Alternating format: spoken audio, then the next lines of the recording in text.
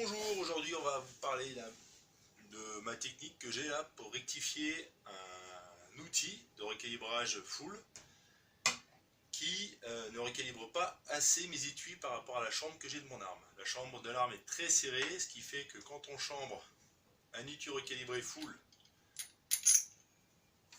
donc avant de faire ça j'ai démonté la culasse du percuteur pour que la culasse soit molle, et donc là on voit bien que ça ferme difficilement sur l'étui. Donc en gros, mon étui, l'épaulement, il est trop avancé par rapport à la dimension de la chambre. Donc, en limant petit à petit la base de l'outil, on obtient un résultat un peu mieux. Là, on voit que il faut plus qu'un petit doigt pour fermer.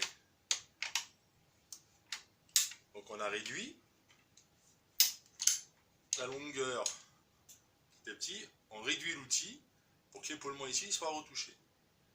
Et une culasse qui ferme sans percuteur, ça donne ça. Elle tombe d'elle-même. Le but du jeu, c'est d'atteindre ce même réglage qu'elle tombe d'elle-même en limant l'étui. En limant la base de l'outil. On est bien d'accord que si ça on ne lime pas perpendiculairement, on va avoir un problème, parce que quand le bélier de la presse il va arriver là, s'il n'est pas droit, et en gros ça va forcer sur la base de votre étui.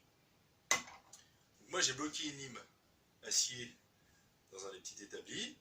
Je viens positionner depuis le début mon étui à plat sur cette lime, un doigt au-dessus, et je fais des mouvements comme ça. À chaque petit mouvement, un quart de tour, encore un petit tour.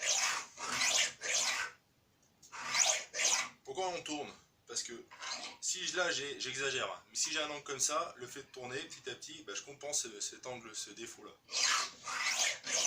Alors vous allez vous rendre compte que l'acier de ces outils c'est très dur, et que il va falloir limer pendant un moment.